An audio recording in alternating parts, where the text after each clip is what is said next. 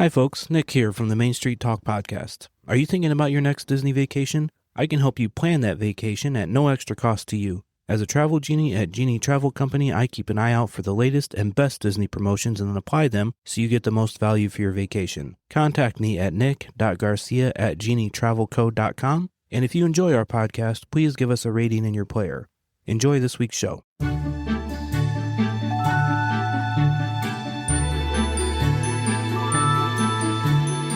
Hello, everybody. Welcome to this week's episode of the Main Street Talk podcast, your go-to podcast for all things Walt Disney World related, all the news and tips and tricks and all the ever-changing park updates. I'm your host, Nick, and as always with me is Joni. Hi, everyone. So got this March Madness thing figured out, and we have it up. We posted it on the Facebook page today. So I want to go over a little bit of how this is going to work. Right now, there's two, I'm going to call them games. They're playing games. There's two games up right now. 4 attractions. They're going head-to-head. There's, you know, 2 different games, so 2 and 2. Whoever wins these games is getting into the main tournament, and that will start next week. Who is up this week is it's Big Thunder Mountain versus the Haunted Mansion and the Tomorrowland Transit Authority People Mover against Pirates of the Caribbean. So whoever wins, each of the games is going to go on to the main tournament. And in the main tournament, there is going to be, they're already in there just based on their Lightning Lane status, 7 Dwarfs Mine Train, Tron Light Cycle Run, Jungle Cruise, Peter Pan Flight, Space Mountain, and Tiana's Bayou Adventure. So those 6 are in it for sure, and whoever wins these first 2 playing games will be in it as well. Yeah, so it's like an elimination. So make sure you get over there and get your vote in. These games don't work unless we have some participation, so... The voting's going to be in a couple, or a few places actually. It's going to be on our Facebook page. Mm-hmm. It's going to be in a pinned post. Uh-huh. It's going to be on our website. I've put a link right on our website. There's a blue button there. It says March Madness. Just click that. That'll take you right to the form to vote. Yep.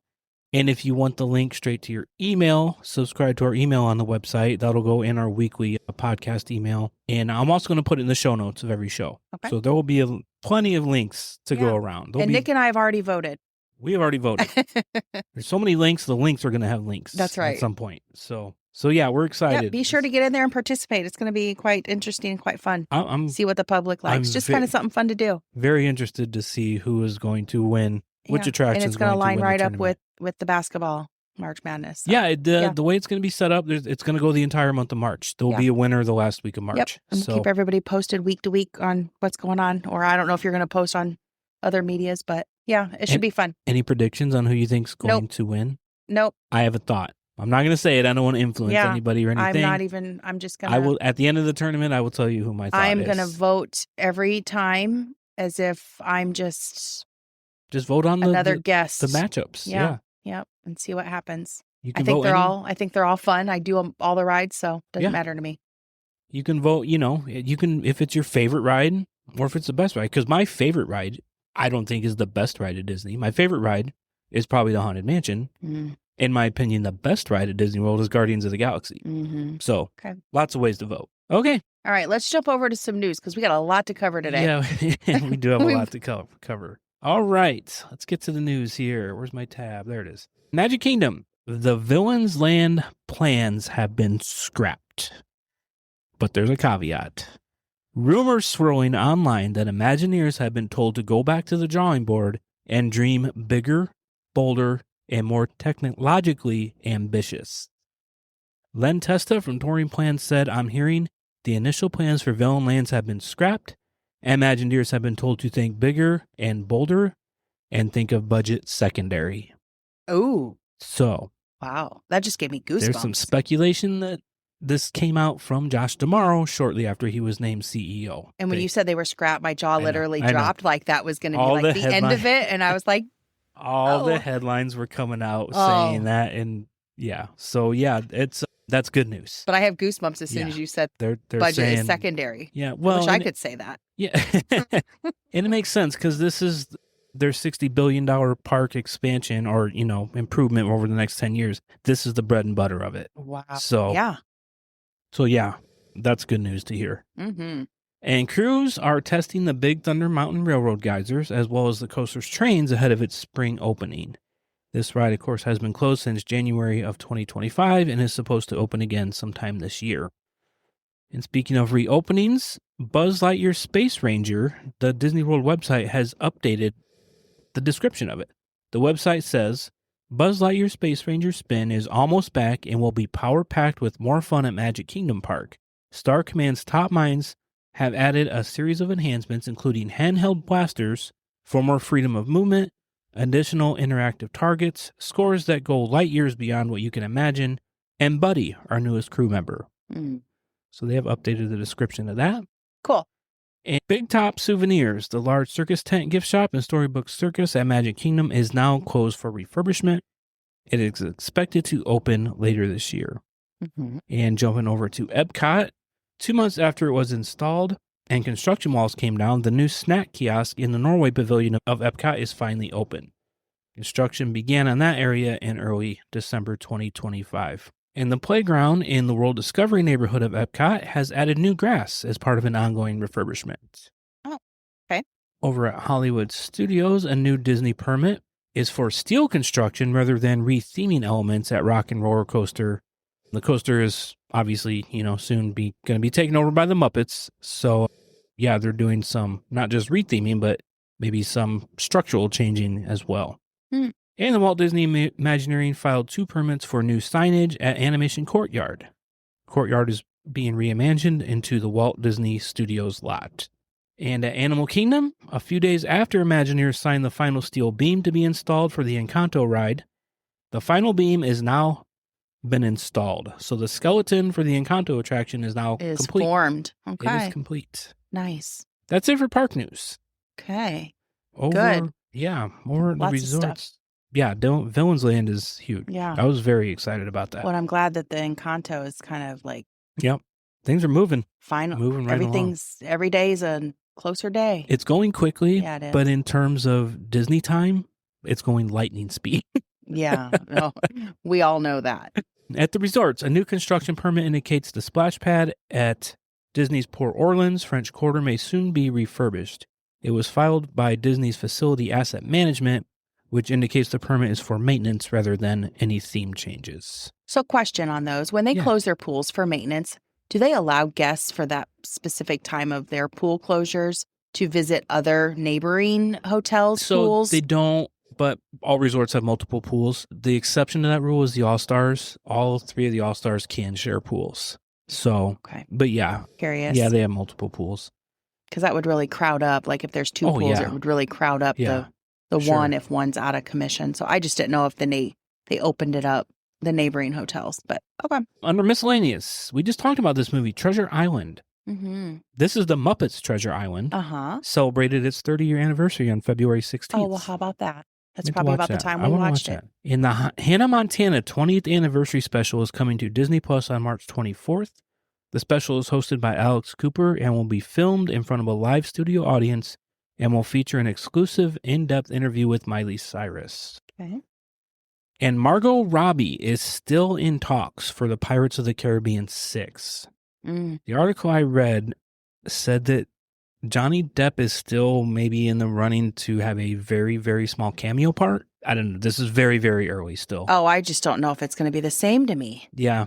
Yeah, it's pretty big missing, element to the whole story. I couldn't think of a word. And a teaser posted by Run Disney has revealed the theme for the 2027 Walt Disney World Marathon weekend.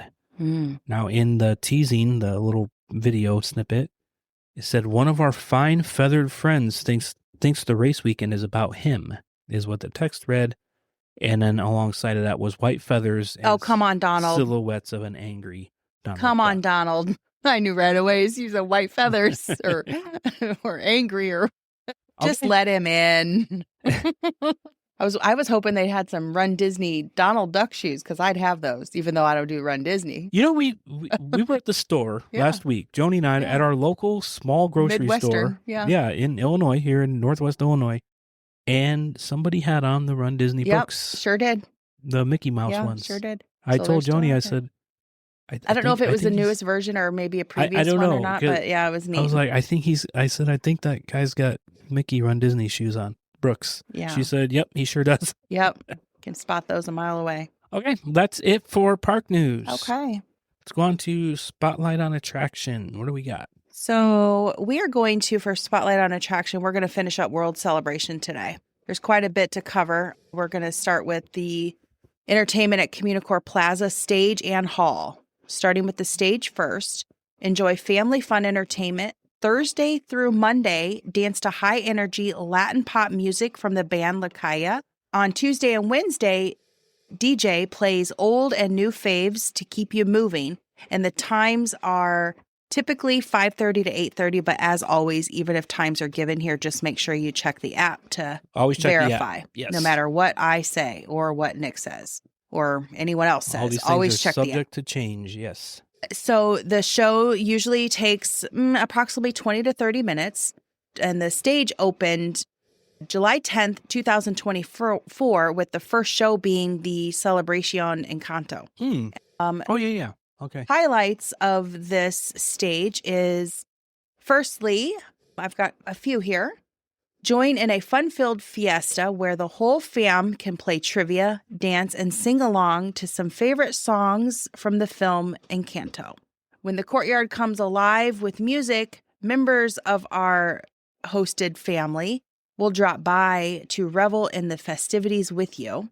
You can also savor taste sensations from Festival Favorites, which is a newer stand, and it has a menu that changes during the year featuring seasonal dishes from popular festival offerings. You can enjoy seasonal live entertainment all year long, and you can also delight in wonderful daytime and nighttime entertainment that varies throughout the year, with summer of 2026 to feature Goofy's Game Machine, which is part of the Cool Kids Summer event featuring interactive activities hosted by Goofy and DJ Dance Pants. Now, why can't I have a name like that? DJ Dance Pants. So that covers the stage, and then we're going to run over to the hall, and the hall and the plaza are both located behind Spaceship Earth, and the hall is the central hub for festival-themed entertainments. So with the hall, you enjoy offerings at this comfortable retreat designed to celebrate the architectural legacy of EPCOT. It features a facade of geodesic triangles to bring energy to the entire area, both day and night. There's also meet and greet there, and it's where you can see Mickey and friends, and they're saying that it's about a 10-minute. I don't know if I believe that. Yeah. I mean, all of these meet and greets that I'm going to go over say 10 minutes, but, you know. They can get hefty. Yeah. I'm just going off of what I was told, but check your app. Again, check the app. And at select times of the year, you can unwind in a relaxing indoor space complete with tables and chairs, where you can also enjoy a meal from nearby locations. They don't sell food there specifically, but as some of the others, it's a seating area. You can bring your food in or take your own if you have a cooler. Enjoy seasonal experiences throughout the year in a flexible gathering and event space, including exhibits, seasonal merch, food and beverages, and much more. Okay. So they're also, I was seeing that they have culinary classes at points, through some of the festivals. They'll offer something like that. Okay, so that's going to cover it for the CommuniCore portion of it. Now we're going to move to the Janitors. Also, another live entertainment. Tap your feet to this syncopated sounds of the funkiest percussionists around. And I had to look up the definition of the syncopated. It means displaced beats or accents in music or a rhythm so that the strong beats become weak or vice versa. Oh. So listen while this cleanup crew breaks it down as they drum with some unlikely instruments throughout the day in various locations around World Celebration. Their performance is about 10 minutes. They had a soft opening in September, the third week of September of 1995, with the official debut of January 25th, 1995. They also perform holiday-themed sets during the International Festival of Holidays, which typically runs late November through December 30th. For this festival, they have been known to move to specific stages, so again, check your app. They also frequently adapt their performance for other events, such as the Festival of Arts. The app will, verify times and locations. We are also going to talk about, I don't know how to pronounce this gentleman's name. So that was it for the Janitors. But now we're going to move to Max and I'm going to say Adar. Okay. Works for me. So this is a new thing that has come out. Join in the fun as this talented duo performs amazing acts of skill that are sure to bring a smile along with some oohs and ahs. They balance and juggle as they roam about World Celebration. Their performance is about 15 minutes and it started around the 2025 holiday season. Oh. So they're also known as the Amazing Masters of Variety, and they began performing their act, as I said, in the 2025 holiday season, and they're appearing as part of the festival entertainment lineup. So, and I guess they have some comedy in their stuff and whatnot, so it's kind of fun to see. Then lastly, for the World Celebration, we're just going to briefly touch where some of the meet and greets are, in addition to that Mickey and Friends being over at the stage, the CommuniCore Plaza stage. The Disney Pals are at the Imagination Pavilion. Figment is inside Imagiworks. And Pluto is near the main entrance. So, and all the wait time durations say about 10 minutes, but don't take my word for that. And then I just wanted to mention that there is a Pin Traders in that area of World Celebrations. Club Cool is in there where you can go in and get your all around the world Coca-Cola taste. Beverly. Oh, yeah. And, a couple of other little shopping areas. So buy some souvenirs, some gifts and whatnot. So that does it for me for wrapping up the World Celebration. Okay. That was a lot. Yeah, it was. Well, there was a lot in there to Epcot. cover. And I just wanted, it's going to be a busy day. Busy until we get through it. So that's it. Thanks, Joni. Yeah, you bet. On to this week's in Disney history. 1935, on February 23rd, history was made with the release of the Band Concert. This was the first Mickey Mouse cartoon produced in Technicolor, forever changing the look of the leader of the club and setting a new standard for animation. On February 23rd, 1939, at the 11th Academy Awards, that's crazy to say at the 11th Academy Awards, Walt Disney was honored with a unique honorary Oscar for Snow White and the Seven Dwarfs. Mm-hmm. The award consisted of one full-size statuette and 7 miniature ones presented to him by Shirley Temple. I did find a picture of this. It is very cute. You should post it. I may have to put that. Yeah, it's a very cute picture. It's funny with all the little statues. Yeah, you should post it for sure. 1942, on February 28th, the lovable pup Pluto got some company with the release of the short Pluto Jr. It featured the first and only appearance of Pluto's son, who proved to be just as much of a troublemaker as his dad. Huh. This is new. I'm learn something every day. 1989, February 23rd. Groundbreaking ceremonies were held for Disney's yacht and beach club resorts at Walt Disney World. These sister resorts would go on to become some fan favorites of their nautical elegance and the legendary Stormalong Bay pool, which that is actually a reason that they quit allowing pool hopping, because Stormalong Bay was getting pretty crowded from what I understand back in the day. This is pretty big news. 1996, February 22nd, a digital revolution began as Disney.com officially launched. Long before Disney Plus or the My Disney Experience app, this was the company's first major gateway into the World Wide Web. Before this, everything, absolutely everything was done by phone. So you can imagine that. Yeah. 2019. Much bigger call center, I'm sure. Oh, sure. Yeah. I'm sure it's still very, very large. Right.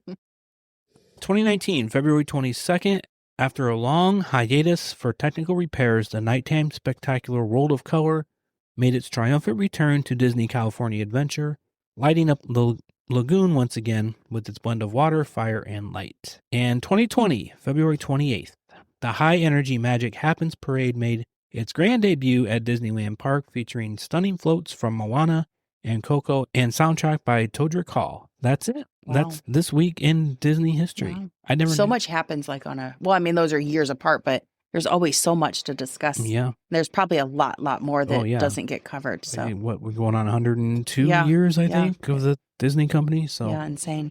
all right, let's go on to our movie of the week. Okay. We just watched this first time I've ever seen it. Alice in 1951 Alice in Wonderland, rated G. First appearance July 26, 1951 was in London. Then it moved to New York July 28, 1951, New York City rather. And then opening up to the rest of the U.S. September 14th, 1951.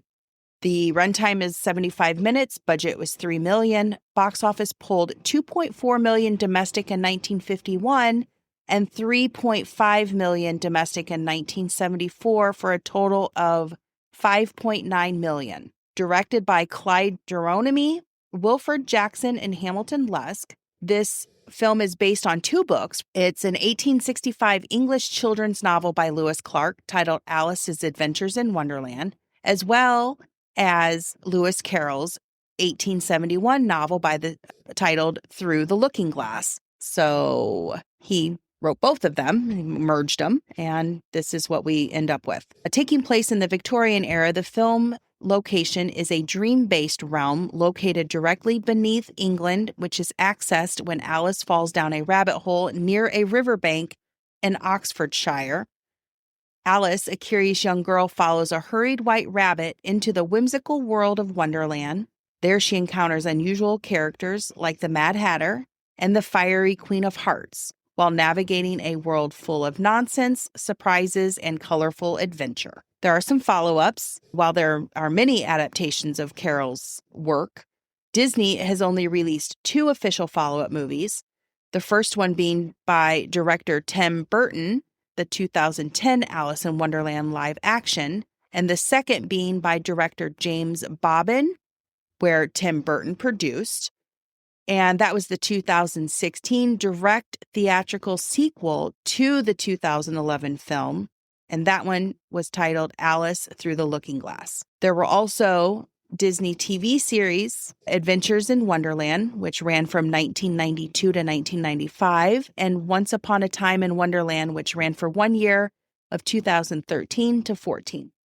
There's 2 nominations, actually 3 nominations. There's no wins. Academy Award nomination in 1952 for Best Picture Scoring of a Musical Picture for composer Oliver Wallace. The second was the Venice Film Festival nomination in 1952 for The Golden Lion. And third, a Photoplay Award nomination in 1951 for Best Picture for the month of September. So a little bit of bonus info. Despite its initial critical and commercial failure, the film is now considered a classic, and its reputation grew over time, particularly after re-releases in later years, where its chaotic, psychedelic nature found a new audience. So, that's funny. Guess what years they were re-released? The 60s? The 60s and 70s. So, critics in 1951 disliked the film because they felt it Americanized a beloved British literary classic. Critics in 1951 disliked the film because they felt it Americanized a beloved British classic, losing the charm of Lewis Carroll's original work. It was criticized for being too noisy, episodic, and lacking the emotional warmth and cohesive storytelling found earlier in Disney films like Cinderella. So a little bit of trivia, or a little bit of extras, I suppose. Walt Disney, might be stuff that people wouldn't know, that I didn't know. Walt Disney had first attempted to adapt Alice in the 1920s as a mix of live action and animation before finally producing the 1951 fully animated version. Didn't know that he tried to bring her to life prior. More than 30 songs were composed for the film, but only a handful made the cut, with the Unbirthday song becoming a fan favorite.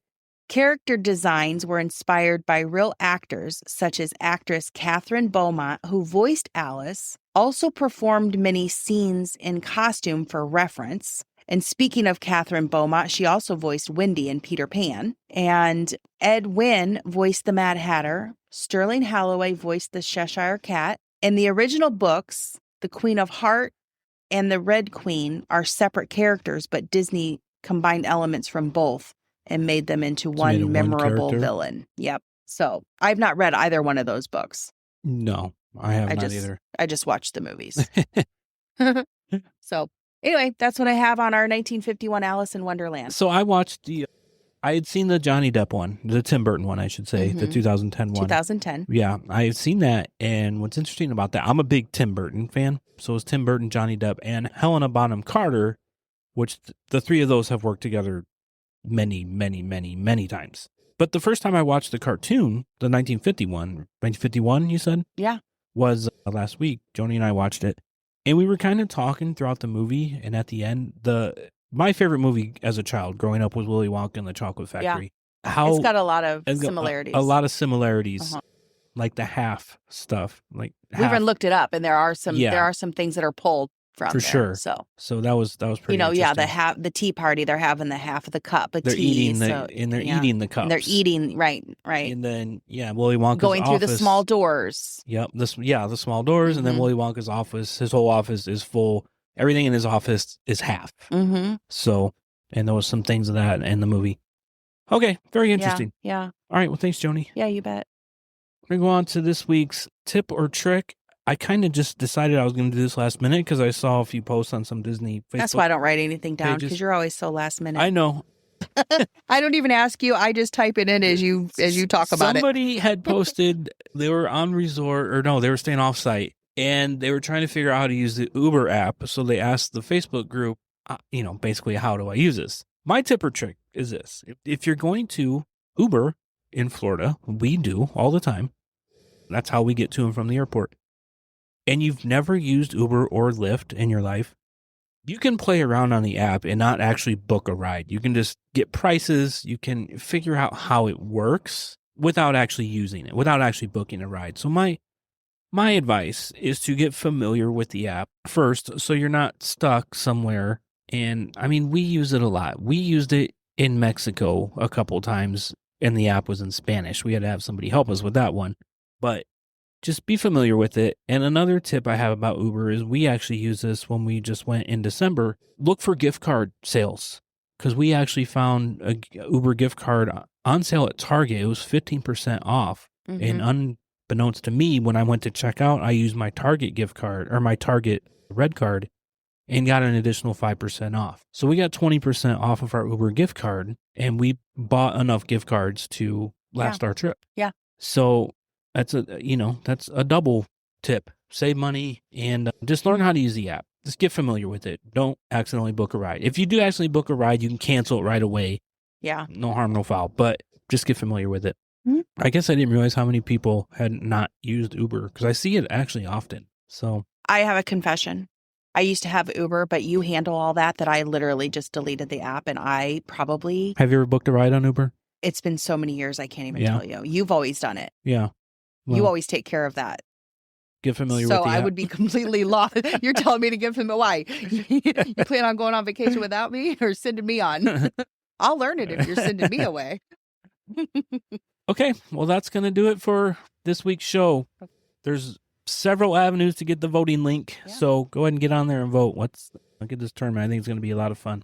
Yeah. Our website is mainstreettalkpod.com. The Facebook page is Main Street Talk. Facebook group is Disney World Tips and Tricks. Our Instagram is Main Street Talk Podcast. You can find us on YouTube as well. It's all audio, just like the regular audio podcast, no video. And my travel email address, nick.garcia@genietravelcode.com. You can get a hold of me to book that next Disney vacation or cruise. And we are affiliates of the Magic Candle Company. The link is on our website, and use the code Main Street Talk at checkout for 15% off.